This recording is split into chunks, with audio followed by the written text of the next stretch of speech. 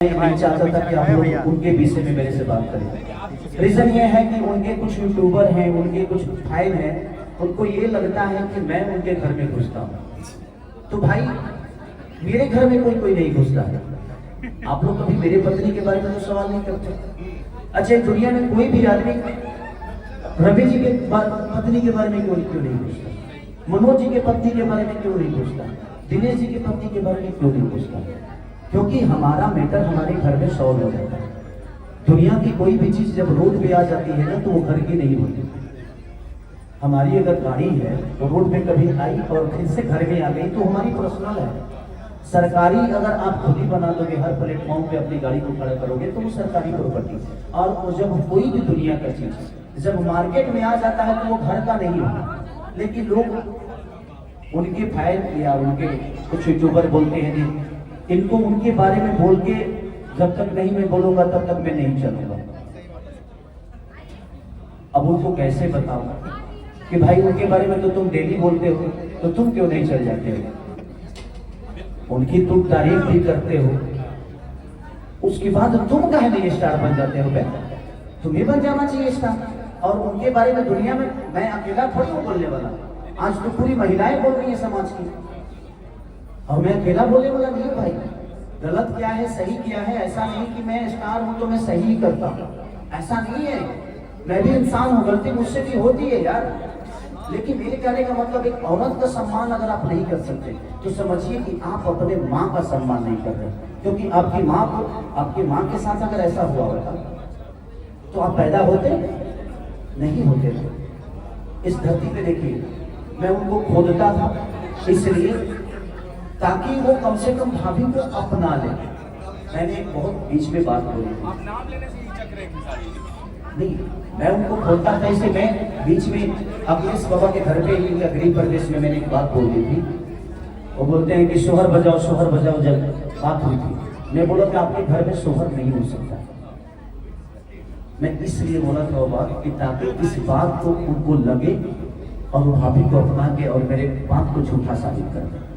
मेरा विषय वो नहीं था, मैं दुआ नहीं दे रहा था। मैं उनके लिए ये सब इसीलिए बोला ताकि मेरे बातों को अमन करके कम से कम अपनाए और मेरे बातों को खेसारी को झूठा साबित कर दिया कि देख तू बोलता था ना कि मेरे घर में शोहर नहीं होगा, आज देख मेरे घर में शोहर होता है। उससे बड़ी खुशी हम लोगों के लिए क्या होगी? ये बताइए कि अगर दोनों को एक हो जाए तो उसमें मेरा क्या फायदा है? ये फायदा तो उन्हीं दोनों को होने वाली है। अगर वो दोनों अलग हो जाते हैं तो उसमें मेरा क्या लॉस है? लॉस उन दोनों को होने वाली है। चाहे आप सब जितने भी पत्रकार बन रहे, आप लोग उनके बारे में बात करते हैं तो उनके भलाई के लिए करते हैं।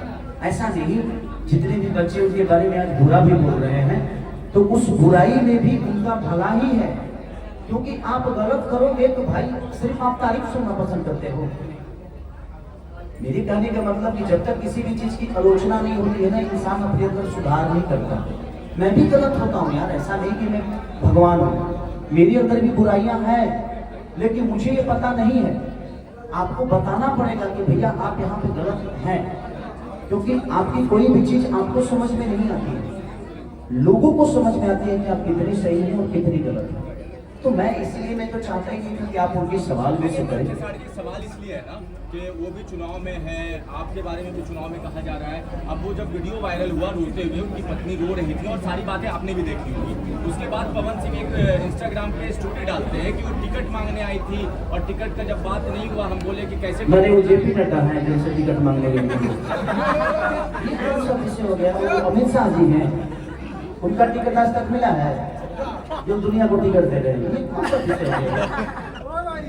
उनको तो टिकट मिला नहीं, होगा मुझे भी ये लड़का उनका तो टिकट देकर छीन लिया गया, आपको बेइज्जत कर दिया गया, आपको पानी आपको मिठाई दिया गया, उसके बाद उन्होंने नहीं मिठाई मत खा भाई।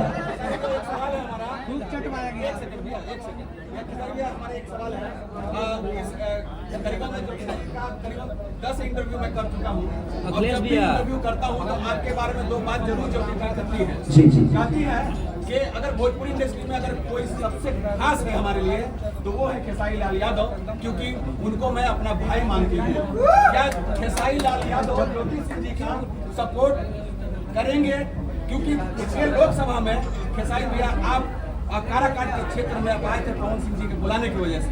क्या इस बार ज्योति सिंह अगर चुनाव लड़ती है काराकाट से, तो क्या आप उनका सपोर्ट करने के लिए आएंगे कि नहीं, ये सवाल है। और काराकाट की तमाम जनता ये जानना चाहती है, क्योंकि मैं आया हूँ खास करके आपसे यही जानने के लिए। मैं आपके सवालों का जवाब देता हूँ।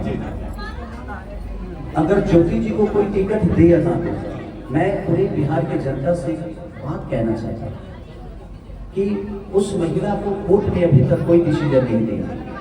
उस महिला को पति से इंसाफ नहीं मिल रहा। एक बार अगर वो निर्दलीय भी आती है ना, तो आप लोग उस औरत, उस महिला को, एक उस बहन को, उस मेरी भाभी को, उस माँ को, क्योंकि जिस हिसाब से वो मुझे भाई ही नहीं, मैं उनके अगर पवन भी अगर रिश्ते से जोड़ा जाए तो मेरी माँ भी होगी, मैं उनका बेटा भी हूँ, और भाभी हमेशा माँ के सम्मान ही होती है।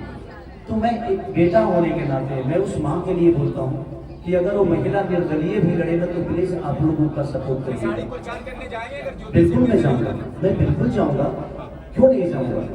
अगर उनका हक मेरे ऊपर है, वो चाहती है कि मेरा बेटा, मेरा भाई, मेरा देवर, मेरा लाडला अगर मेरे लिए आए, तो मैं पूरी दुनिया का विरोध करके मैं पवन भैया के लिए गया था कि नहीं गया। देखिए, मैं शब्द जो बोला था, मैं ये बोला था कि मैं थूक के चाटने वालों में से नहीं, मैं उनको कुछ नहीं बोला था, लेकिन उसको तोड़ मरोड़ के दुनिया ने जो भी बता दिया।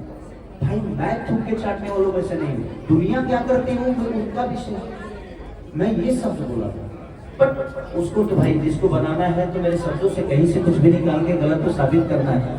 अब जिसको मुझे गलत ही साबित करना है, उसके लिए कोई विषय नहीं, उसके लिए मैं तो कुछ भी बोलूंगा तो गलत ही साबित करेगा। तो मैं यही चाहूंगा कि उस महिला का अब जनता साथ नहीं देगी, तो मुझे लगता है कि उस आदमी अब उसके पास खोने के लिए कुछ नहीं, उसने सब कुछ अपने आप को बर्बाद कर दिया। एक औरत के लिए उसके पति से बढ़कर शोहरत और उसके पति से बढ़कर सम्मान कुछ नहीं होता। जिंदगी में ऐसा नहीं है कि मेरे लफड़े नहीं हुए, मैंने भी अपने जीवन में गलतियां की, लेकिन मैं अपनी फैमिली को सबसे पहले प्रायोरिटी देता हूं, क्योंकि मेरे जीवन में मैं जब कुछ नहीं था उस वक्त वो महिला मेरे साथ थी जिसका नाम चंदा है। तो मेरे जीवन में अगर उसका अधिकार सर्वोपरि है, क्योंकि उसने जो कष्ट सहा है, मेरे साथ आटा तक गूंदी है, लिट्टी तक बनाई है, तो मुझे पता है कि महिलाओं का सम्मान क्या होता है। क्योंकि मैं भी किसी एक महिला का बेटा हूँ, किसी का पिता हूँ, किसी का पति हूँ, किसी का फूफा हूँ, तो किसी का भैया हूँ। एक आखिरी सवाल कर लेते हैं आपसे, क्योंकि पवन सिंह तक सबकी बात नहीं पहुंच पाती, आप भी ट्रेंडिंग स्टार हैं, आपकी बात इजी पहुंच जाती है। तो ज्योति सिंह जिस तरह से वहां पहुंचे हैं, उनके घर बसाने के लिए आप क्या पीछे कीजिए ना, जब आगे तो पीछे कीजिए। छोटे भाई के नाते, एक सेम इंडस्ट्री के एक्टर के नाते क्या कुछ कहेंगे? मैं सबसे बड़ी बात मैं तो यही कहूँगा पूरे समाज से कि यार तुम आप रख लो, और नहीं तो इसको खत्म कर दो। ये सवाल आज 5 साल 7 साल से ये सवाल हर स्टार के पास जा रहा है, क्योंकि मैं भी एक गायक हूँ, सिंगर हूँ, एक्टर हूँ। तो अगर तेजस्वी भैया कोई गलती करते हैं तो नीतीश जी से ही सवाल किया जाता है, और नीतीश चाचा कुछ गलती करते हैं तो तेजस्वी जी से। तो आप जो जिस विधि का होता है सवाल वहीं पे होते हैं। मैं कुछ गलती करूंगा तो आप लोग पवन भैया से पूछेंगे, दिनेश भैया से पूछेंगे, रवि भैया से पूछेंगे, मनोज भैया से पूछेंगे, और सवाल होता है क्योंकि हम एक ही लाइन के लोग हैं। मेरे कहने का मतलब कि अगर किसी गांव में कोई प्रॉब्लम होती है तो उसी गांव के लोग से पूछा जाता है ना, कि दूसरे गांव से पूछा जाता है। तो मेरे कहने का मतलब यही है, ये सवाल मैं चाहता हूँ कि या तो आप रख लोगे तो उससे बेहतर कुछ है नहीं, और नहीं तो आप अपना भी जीवन बर्बाद कर रहे हो, और साथ में कम से कम उस महिला का भी। सलमान खान की बात एक मुझे बहुत प्यारी लगी। उन्होंने एक बात रजत शर्मा जी के आपकी अदालत में बात बोली कि एक छोड़ के जब मुझे गई तो मुझे लगा कि उसकी गलती है, जब दूसरी छोड़ के गई तो 50-50 लगाया यार, हो सकता है मैं भी गलत हूँ, लेकिन जब तीसरी छोड़ के गई तो मुझे लगा कि 100% मेरे अंदर है वो सही है। तो सब गलत नहीं होते। आप ऐसे छोड़े कि दुनिया के आखिरी आदमी है, तलाक किसका नहीं हुआ? मनोज तिवारी जी का नहीं हुआ? किसी ने जाना नहीं जाना? बहुत अच्छे इंसान है, और दोनों पति पत्नी का प्यार बहुत है। तो इसीलिए तलाक बहुत लोगों का धरती पे, लेकिन कोई जाना नहीं, लेकिन मैं चाहता हूँ कि उस महिला का भी सम्मान जा रहा है, खत्म हो रहा है। आपका भी जो बना बनाया इज्जत है दुनिया की नजर में बुरे छवि के साथ जा रहा है। तो मैं प्रयास, मैं तो यही कहूँगा कि भैया से मैं हाथ जोड़ के प्रार्थना करता हूँ कि आप कोशिश करिए कि आप दोनों मियाँ बीवी एक हो जाइए, ताकि हम सब भाइयों के चेहरे पे भी खुशी हो जाए और ऑडियंस के भी चेहरे पे खुशी हो जाए। भैया अवैध और गॉडफादर दोनों रिलीज किया गया, लेकिन आप प्रमोशन में नहीं आए। अरे तो कोई बुलाएगा तब ना होगा पगला, मैं ऐसे रोते कहाँ हूँ।